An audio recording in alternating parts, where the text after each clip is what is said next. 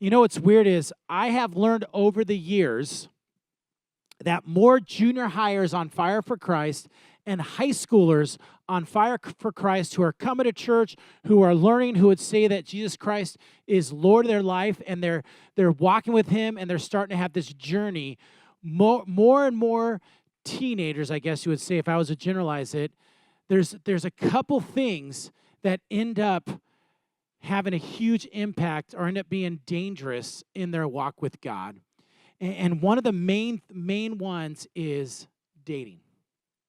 Who you choose to date, how you choose to do dating, I have learned has directly related to people's walk in Christ. Isn't that weird, though, when I say that, how God designed our relationships with others to impact our walk with Him. He didn't design us to do life alone. He designed us to be in relationship, whether it's our friendships, whether it's with our parents, or whether it's with a boyfriend or girlfriend.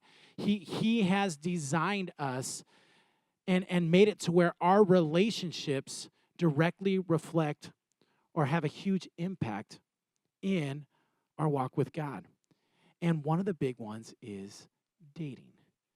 I could tell you story after story of students leaving junior high on fire for Christ and then dating ruined their relationship. I've seen so many Christians walk away from God. I've seen so much shame and hurt and pain that feel like maybe they'll never be forgiven because of dating. And it's one of those things that I think we don't take seriously, and I want to spend some time and talk about dating this morning. As we continue this series called Relatable, I want to talk about a relationship that directly relates to our walk with Christ. And I want to talk about dating. And so what I want to do is I want to really break this down. I want to give you an idea and talk through. Now, some of you, you're not thinking about dating right now. And I'd say, great. Some of you are already dating. Some of you are already in love. Okay? Some of you are trying to navigate what this looks like. Some of you are going through and they're trying to figure out what does God want, and some of you could care less what God wants when it comes to a dating relationship. But I want to talk through this. So if you have your note sheets, I want you to pull them out, and no matter where you are in this place, no matter what you're doing or what you're navigating through it, I want to talk about today dating. Okay? And listen, I know there are some of you that are even same-sex attracted, that you're trying to figure this out. And I know that is happening in junior high, and I know some of you, I want you to know, hey, this is a great place for you to have those conversations. We'd love to talk to you more about that. We want to be the safe place. I would love to talk to you more about what God feels about that, what holiness looks like, what it means to actually follow God in a relationship, and we'd love to talk more, but I want you to know something. I don't know where you at, but I do think dating is a big deal when you talk about it. So let me first throw out the thing that I want to say is understand this. Understand this is I think you should wait as long as you can to date. I think you should wait as long as you can to date. Now, some of you hear that and you're like, Trav, you're stupid. I'm already dating. Trav, I've already had 3 girlfriends. I've already had 4 boyfriends. You're a little late. Okay? Yeah, it might be a little late. Or maybe you should take a break and listen to this. And why do I think you should wait as long as you can to date? Well, I'll be honest with you. I think you should wait because I don't think you are ready to date yet. I don't think you are ready. And here's what's funny is some of you guys hear that and you're like, well, that's a bunch of crap because I'm already dating. Yeah. Whether you're doing it or not does not mean you're ready. Whether you already have a boyfriend or girlfriend doesn't mean you're ready. Whether you're like, Trav, I know what I'm doing, that might sound right, but doesn't mean you're ready to date. And so what I want to do is I want to kind of talk through this idea of dating, and here's what I want to do. I want to give you 3 questions to find out if you really are ready to date. And if you are ready to date, if you can answer these questions right, then I'll shake your hand and say, hey, go date now, because I'm not against dating. I'm not. I'm not against relationships. I'm not against that because, listen, I had to date my wife to get married to her. So I'm not against relationships. I just think you might not be ready yet.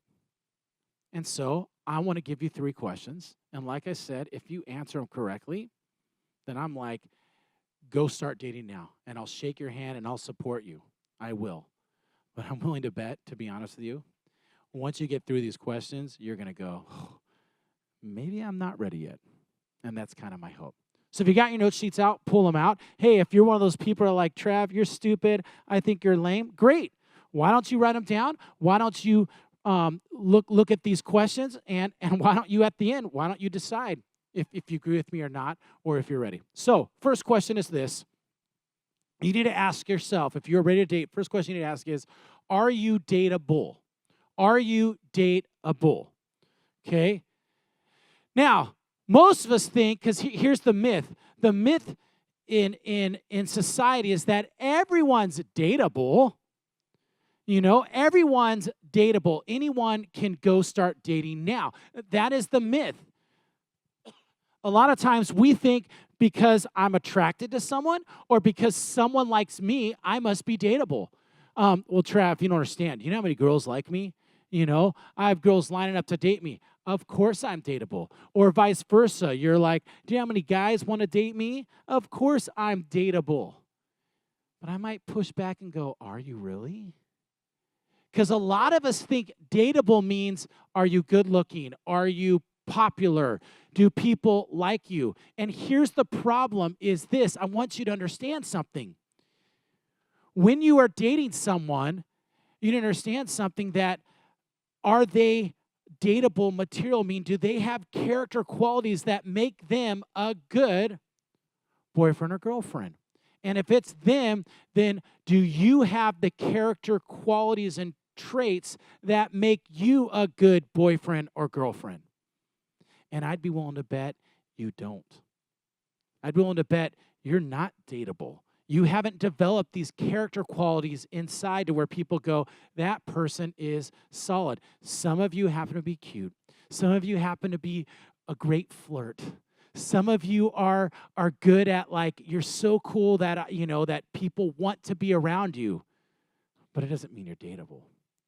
I love it. 2 Peter gives us this verse right here. 2 Peter 1:5-8. It's actually 1:5-7. I did not add 8. You can go look that up later. It says this. There we go. For this very reason, make every effort to add to your faith goodness. Real quick, let me take a step back. When it says add to your faith, faith is when we have faith in Jesus Christ. When we believe in Jesus Christ, we have faith that we trust God enough to do what he says. Our first thing as Christians is having faith in him. So he's assuming if you are a Christian and you have faith in him, we need to add to our faith goodness.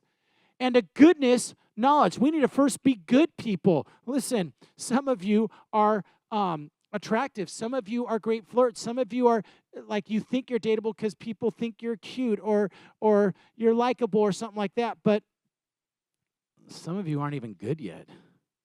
You need to work on this goodness piece. Some of you don't have the knowledge yet. Some of you are not self-controlled to where you blow up real quick, or you're emotional and you haven't learned how to develop these things. Some of you don't have perseverance that can persevere through hard times. Some of you aren't even godly. Because it talks about you need to add to perseverance godliness, and to godliness mutual affection, and then to mutual affection love. And this idea of, it says that actually when it talks about real love, it's not the real love, the heart love, it's the real love that's sacrificial. Sacrificial, the most incredible love is where I don't have to be right. The real sacrificial love is where you love someone even when they don't deserve it. That's sacrificial love. And that's what it's saying, that we need to have these characters. Sarah, I'll get back to you soon on that, all right? But we need to create these character traits so that we are dateable. So that we are dateable. There's a verse on there. Girls, if you want to know what maybe character qualities might be great for that you should be developing in your life, it's found in Proverbs 31:10-31. It's awesome. It's all about women. What a godly woman looks like. If you're like, dude, I'll check that out later, you should read it. It's pretty cool. It's found in Proverbs. Um, and so, first question is, are you dateable? Now that's one that you might go, Trav, I am. Okay, maybe you can put, I think so. I'm willing to bet most of you can't say for sure yes. But the second question is this. This one is important, is this. Do you know what you want in a future husband or future wife? Do you know what you want in a future husband or a future wife? You know, the myth is that really dating is the best way to find out. That's the myth. Hey, Trev, I don't know what I want in a future husband and wife. And to be honest with you, I don't even care. I don't really care about the future right now. Did you know that psychologically they've discovered that junior hires, that you're not even thinking about the future. You can't fully comprehend in your mind. Your brains have not developed that you're actually caring about 4 years from now, 5 years from now, 6 years from now. So I understand it's hard. So that would make sense that you're not thinking about maybe a future husband or a future wife. But I want you to know something. If you want to date, I think you're not ready to date unless you're starting to think that way. So if your brains aren't developed enough to do it, then that would already support my theory that you're not ready. But the myth out there is that, well, I don't have to know what I want in a future husband and wife because that's what dating's for. And I want you to know that's not what dating's for. Do you know why it's dangerous to go into dating thinking, I don't know what I want, but I'm just going to date to find out? Is dating, when you are pursuing someone, when you're in a relationship, there's pain involved in it. Okay, because there is a time where you're starting to date someone and then you're getting vulnerable. There's conversations, there's physical, there's always things that happen, and there's breakup, there's hurt, there's pain, then there's exciting parts, hurt, pain, and there's all this stuff. And I don't know about you, but it's not worth sometimes the pain. I love it. There's some movies that are like, oh, I am so hurt right now, and they have hurt me, but it was worth the amount to feel love. Well, that's a bunch of crap. It's a bunch of crap, okay?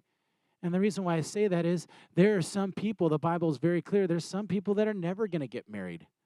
So if that is true, then God is saying, you losers that aren't going to get married sucks. You're never going to experience real love. That's a bunch of crap. It's a bunch of crap. Okay? Now, God did design us in a way that he designed us to be attracted, and he had designed us with these emotions, these feelings, and he did design it as a good thing. He designed all these things as good things. But I'm telling you right now, if your goal is, I don't need to worry about a future husband or wife, I'll learn that on the way, it is dangerous.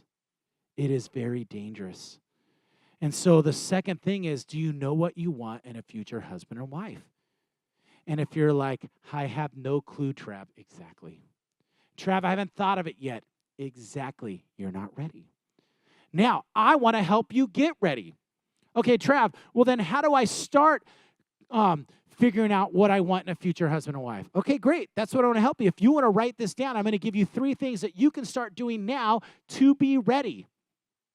First thing is this, is under there is get as many as friends of, I should say this, have as many friends as possible of the opposite sex. Okay? You know what? I will tell you this. You should not have best friends of the opposite sex. Okay? It's not healthy. It's not a good thing to have best friends. But you should have a lot of friends of the opposite sex. There's nothing wrong with you having friends that, if you're a boy, that are girls, and if you're a girl, that are boys. There's nothing wrong with that. You should have a lot of friends.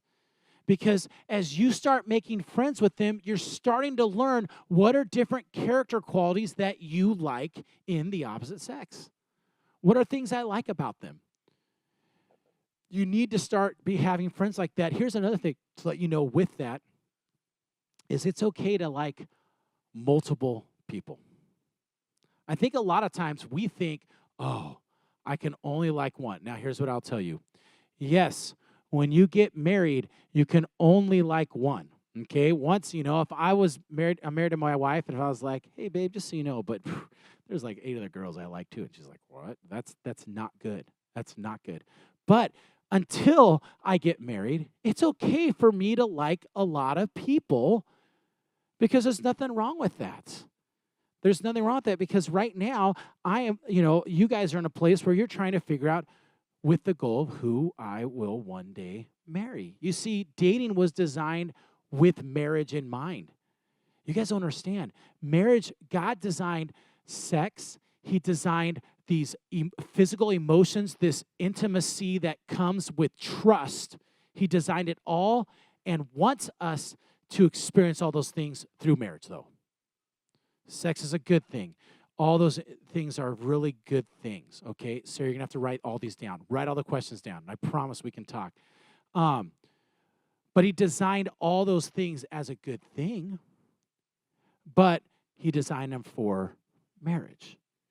And so we need to be looking and figuring out what, but that's what they're designed for. Another thing you do is make a list of what you want, okay? So start making a list. You're like, Trev, what should my list look at? Like, well, some of you might be, they need to maybe look this way, and I'd be careful how specific you would that. Some of you will get too complex lists that is impossible to find someone else that you can check off all the boxes.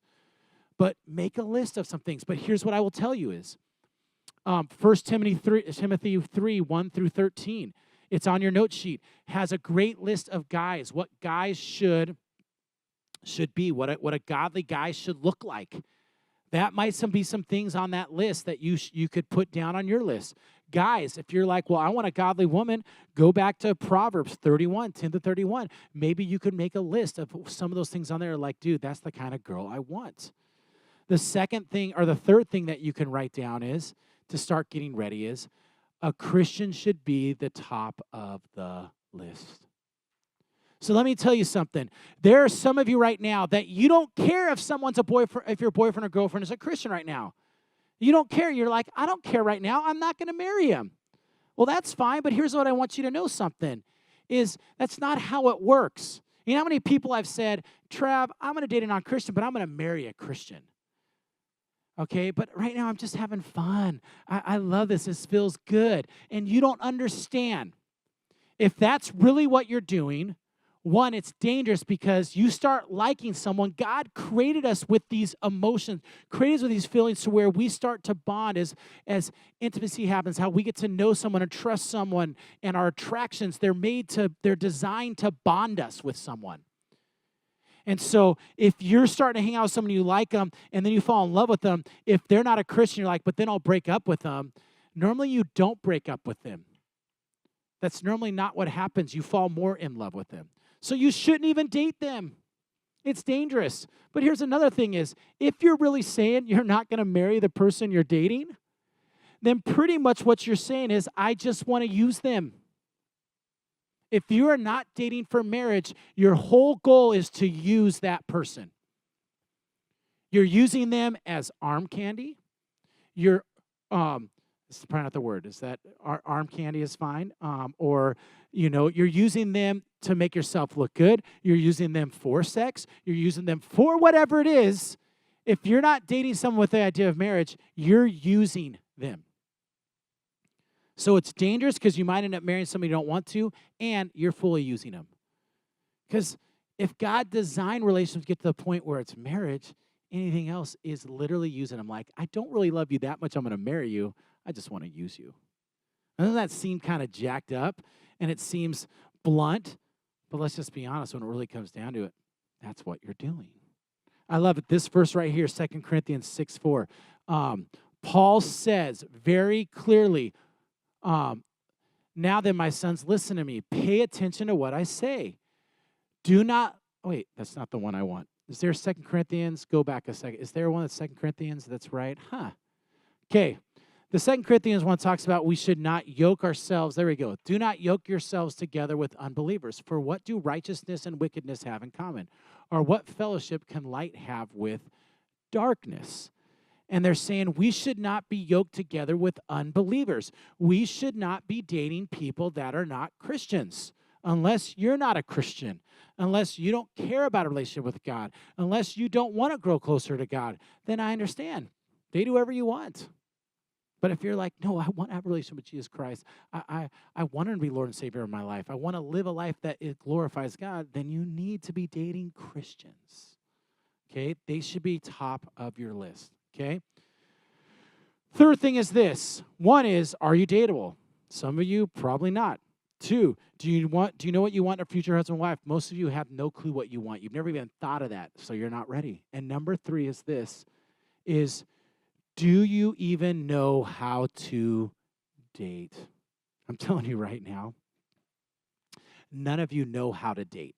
You think you do. Trav, all I do is I write it on a piece of paper. Will you go out with me? And then they check, yes, see, we're dating. I know how to date. Stupid. Some of us is going up to someone saying, I like you. Do you like me? Awesome. We're dating. That's not dating. Let me tell you what society says about how to date. And I don't know why I worded this way. The myth is what society tells you. I wrote that up because I actually have three things. So I wrote that wrong, but you can type that down. Here's what society says. The first thing, write this down underneath there, is that you should have a boyfriend or girlfriend. Our culture right now says, you should have one. You don't have one? You're lame. You're missing out. You should have one. Okay? That's a lie. That's a myth. You don't need one. You don't need one to be happy. You don't. The second thing is, there tends to be pressure when you're in a relationship. It's funny, but when you start dating someone, there's instant pressure. Hey, have you held their hand yet? Oh, not yet. Oh, I mean, if he really liked you, he'd be holding your hand. Hey, have you guys kissed yet? Oh, he hasn't kissed you yet, or she hasn't kissed. Oh, they don't really like you. It's going nowhere. And then there's, hey, have you guys done this? Hey, have you guys done this? There's this pressure in relationships. In fact, here's what's funny. When you start dating, the first time you like someone, you're trying to date them, you're like, when do I hold their hand? Or when do I put my arm over them? And you're really nervous about it. And then when it happens, it's like this feeling that's so amazing. You're like, yes. And then the next person you date, you're like, will you go out with me? Boom, you hold their hand because that's not a big deal anymore. And then you're nervous like, oh, when am I going to kiss them? And then finally, like, you get the courage, you do it. And then you guys break up. And the next person, you're like, hey, will you go out with me? Yes. And already you're making out. You're like, it just keeps going quicker because once we get comfortable with these steps, it's dangerous. You know, there's this pressure in dating to go to the next level. We think that's what means. That means they really love you. And people use that. And it's dangerous. Another thing that society tells us today is it's your body. You'll know when you're ready. You'll have parents say that, the TV says that, and that's a bunch of crap. Because your body does not tell you're ready if your mind isn't ready. Okay? It's not only your body. It's not like, you hit puberty, so you're ready. Okay? That was an indication in the olden days of whether a girl could get married was did she hit puberty. Okay, so that was because it was sad, but they didn't have youth groups like this. The girls would be stomping on the grapes and dancing at 12 or 13, and the guys would walk around and go, I want that girl. Then they go to the dad and go, can I please marry your daughter? Here's 2 cows and a goat for your daughter. And they're like, heck yeah, and then you'd go get married. Okay? You don't want that to be how that works today. And it would only be ready if she hit puberty. Okay? That's not how it works. Your body doesn't tell you ready, but that's what society says your body tells. No. If you're not mentally ready, if you don't know how to date, you're not ready. So some of you go, well, how do I know? How do I date? What do I do? Well, I'll give you 4 questions if you want to write these underneath there. Question number 1 is this. Are you willing to let God be number 1 in your relationship? Are you willing to let God be number 1 in your relationship? If you can't answer yes to that, you're not ready to date. You don't know how to date. Because I will be honest with you, when you get these emotions, and these are good things, they were designed for marriage, but when you get these emotions and these feelings where someone is so in love, listen, when you fall in love, it's almost like you can't see straight. Like you're in the clouds, and it's like there's nothing they could do wrong. And they could be the biggest idiot, but there's nothing they can do wrong. And so you're in love with this person, and if you don't know how to date, if you haven't said, God, I want you to be number 1 in our life, I want you to be the center of our relationship, that we rely on you, that you're more important, then guess what? When the person you're in love with is like, we should do this, and you're like, I don't think God wants us to do that, but okay. because that means we don't know how to date. We haven't made that commitment first. Another question is this: do you know how to set boundaries now? Do you know how to set boundaries? Hey, in your relationship, you should, by the second date, you should be able to have this conversation. And I'm willing to bet you can't have this conversation. You are not ready to have this conversation. In fact, even young adults are not ready, but you should be able to have this conversation. Second date. Hey, can I ask you something? Hey, sugar. Hey, cutie, whatever it is. I don't know. Hey, I just was wondering, we need to set some boundaries right now. And I want you to know something, that there are different situations that cause me to be more sexually aroused, and I don't want to mess up sexually. So can we talk about some boundaries that can keep us safe? Like, let's talk about movies that are dangerous to watch. Let's talk about different places that when we're alone, I think we need to be careful where we sit. I think we need to be careful who's around. That maybe there needs to be people always around, because I can't trust myself. You can't trust yourself. So, hey, let's talk through that a little bit. If you can't have that kind of a conversation, you're not ready to date. And you're like, what? Yeah, and here's what I'll be honest with you, you shouldn't. I can't imagine a 13-year-old or 14-year-old like, hey, can we just talk about all the sexual desires we have that we should avoid to be, like, you're not ready for that. My friend, when he was in his late 20s, him and his girlfriend were talking. The second date, she sat him down and said, hey, listen, I want us to be holy. I don't want us to mess up sexually. I want to honor God. So can we talk through some things that you struggle with? What are movies that turn you on that we need to avoid? Hey, here's what I don't want to do. And they wrote a list so that could protect their relationship. That is a mature relationship where they could set boundaries now. Are you willing to set boundaries now? I love it. There's a verse right here, Proverbs 7, 6 through 27, but I'm only going to do one of them. It says, it's toward the end, 24 and 27 to 27. Now then, my sons, listen to me. Pay attention to what I say. Do not let your heart turn to her ways or stray into her paths.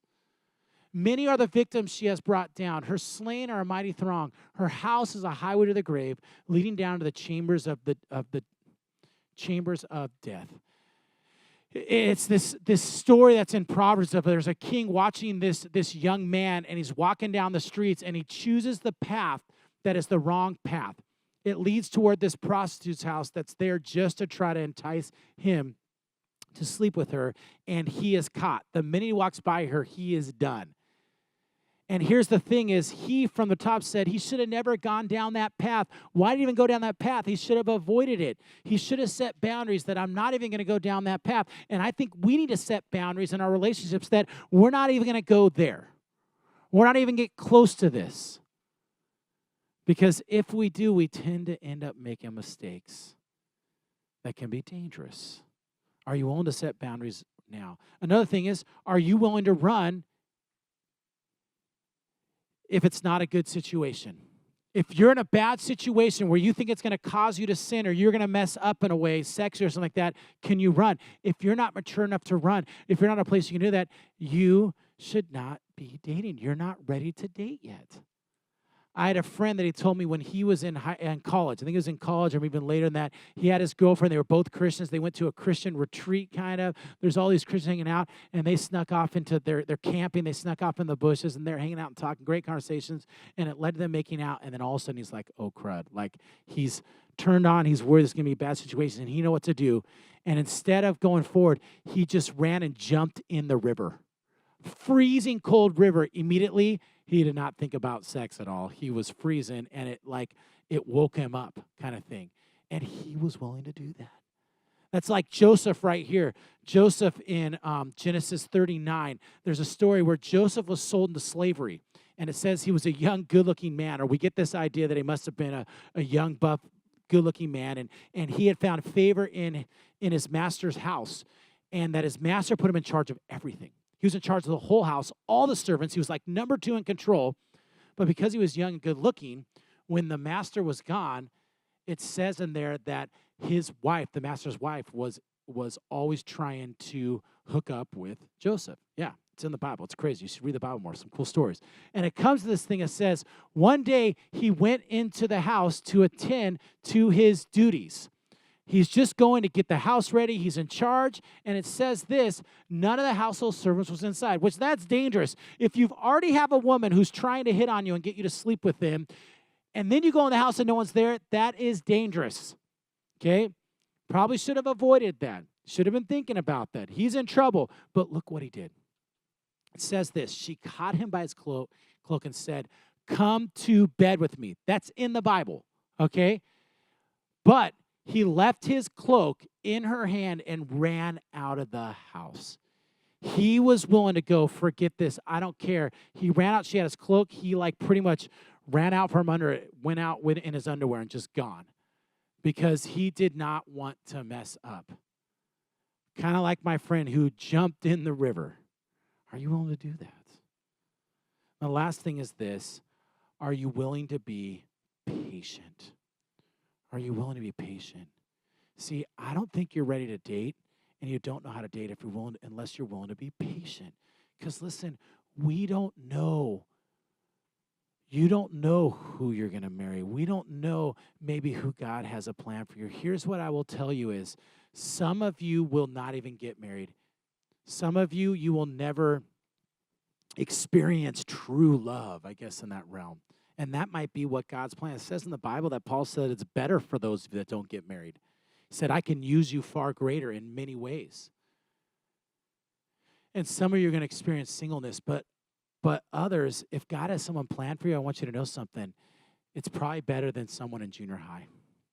It's probably better than someone in high school. I don't know, but they're going to be, it's worth waiting for that person. Are you willing to be patient? Because a lot of us, the minute someone we think is cute likes us, we feel like, but they might be the one. What if I miss out? And I'm telling you right now, you ain't not missing out, all right?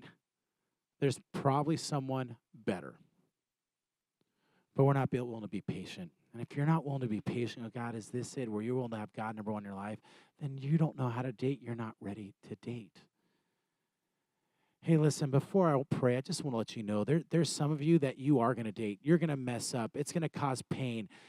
And I want you to know that even in the midst of that, if you do mess up, even if you make mistakes, we have a God who does forgive.